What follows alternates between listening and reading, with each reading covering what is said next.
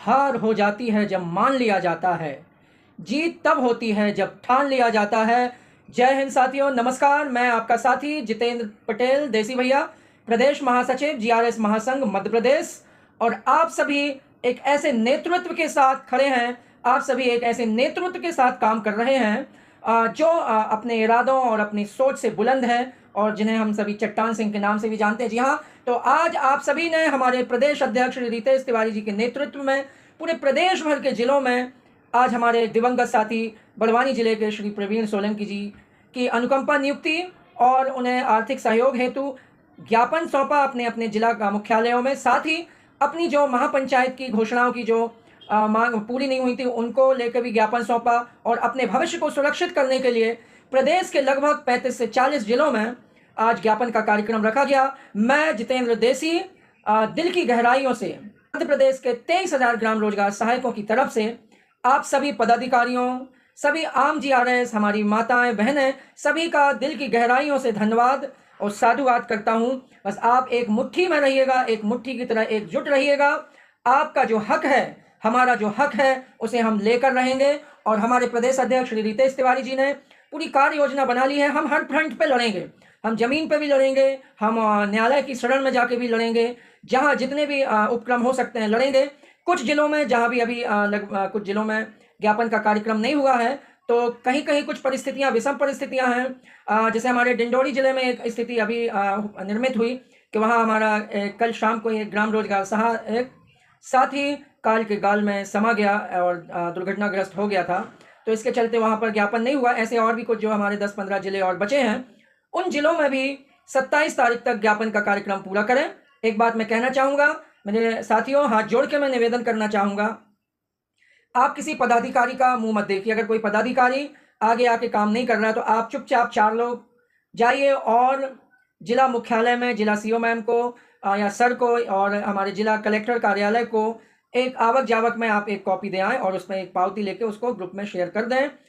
हमारा मकसद यह है कि हम प्रशासन को यह जताना चाहते हैं कि अगर हमारे ग्राम रोजगार सहायक साथियों के साथ अगर कुछ भी होगा तो ये किसी भी जिले, किसी भी जनपद की बात हो, हमारा पूरे प्रदेश का जीआरएस साथी उस साथी के साथ रहेगा, उस साथी के परिवार के साथ रहेगा।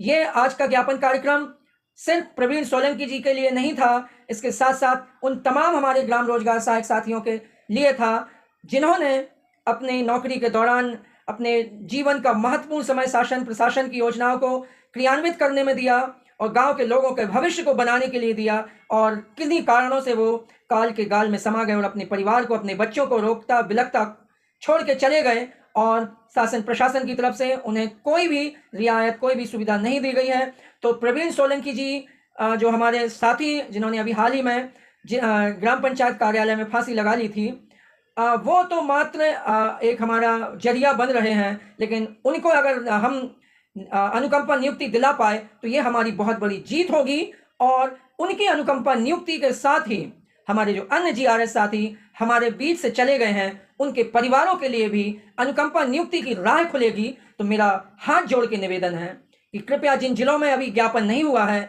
उन जिलों में कल, परसों या 27 तारीख तक ज्ञापन अवश्य दें। और जो साथी जिन जिलों में ज्ञापन हो गए हैं, कुछ साथी अभी भी घरों में बैठे रहे हैं, जिन जिलों में ज्ञापन हुए हैं उन जिलों की भी मैं बात कर रहा हूं, तो उन साथियों से भी मेरा हाथ जोड़ के करबद्ध निवेदन है कि प्लीज समझिए, आप मतलब बहुत बड़ी गलती कर रहे हैं।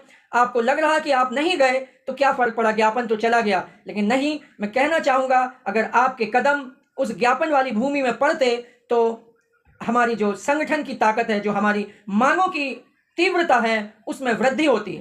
अगर 5 लोग खड़े होते हैं तो उसका कुछ और असर होता है, अगर 50 लोग खड़े होते हैं तो उसका कुछ और असर होता है, और जिसके पीछे एक एक साथी खड़ा होता है उसका और असर होता है। अगर आप जो हमने अभी नारा दिया है, हमारे महासंघ का नारा है अब की बार 40 पार, अगर आप सच में चाहते हैं कि आप 40,000 के पार आपकी सैलरी हो, और तमाम शासकीय सेवकों को मिलने वाली सुविधाएं आपको भी मिले, आपके परिवारों को भी मिले, तो कृपया करके आने वाले समय में अगर हो सकता है किन्हीं लोगों को कुछ काम रहा होगा, हम ये भी मानते हैं बहुत कई लोगों को काम आ जाता है, वो नहीं आ पाए होंगे, तो वो अपने ग्रुपों के माध्यम से अपनी अनुपस्थिति का कारण अपने साथियों को जरूर बताएं जिससे कि उनका मनोबल बढ़े। और साथियों, एक चीज और मैं इस वीडियो के माध्यम से कहना चाहूंगा, ये लड़ाई पद प्रतिष्ठा की बिल्कुल नहीं है, ये लड़ाई जीआरएस के हितों और अधिकारों की है। ये उनको उनके अधिकार दिलाने के लिए ये हमारी लड़ाई है।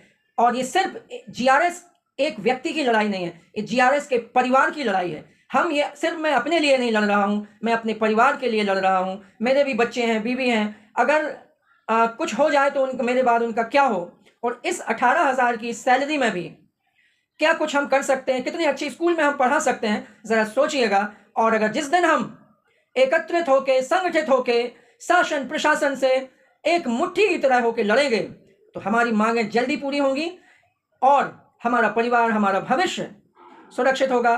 तो इन्हीं शब्दों के साथ पुनः मैं आप सभी को बहुत बहुत धन्यवाद और साधुवाद देना चाहता हूं और आगे भी इसी तरह के सहयोग की मैं अपेक्षा करूंगा। तमाम जिलों के पदाधिकारियों को, एक एक सक्रिय जीआरएस साथी को, एक एक हमारी जीआरएस बहनों को, जो मैंने देखा है कि कई हमारी बहनें बहुत दूर दूर से जो हमारा मुख्यालय होता है जिले का, वहाँ पहुँचती हैं। कुछ बहनें तो हमारी 50 किलोमीटर दूर से, तो कुछ बहनें हमारी 70 किलोमीटर दूर से भी आती हैं। गोद में 4 साल के बच्चे को लिए हुए हैं। ऐसे ही हमारे भाई लोग भी, कोई मोटरसाइकिल से, कहीं बारिश हो रही है तो कहीं तेज़ धूप तपी है, तो कहीं बच्चे को घुमाने ले जाना है, बच्चे की फीस भरने स्कूल जाना है, बीवी का आज त्यौहार भी था, महालक्ष्मी का त्यौहार भी था। तो इन तमाम सारी बाधाओं के बावजूद हमारे जीआरएस साथी मुख्यालय तक पहुँचे, जिला मुख्यालय तक पहुँचे। मेरा उनको साधुवाद, नमन, प्रणाम। और ऐसे ही सहयोग की अपेक्षा के साथ मैं अपनी वाणी को विराम देना चाहूँगा। जय हिंद, जय भारत। जीआरएस संगठन जिंदाबाद, जीआरएस एकता जिंदाबाद। जय हिंद, जय भारत।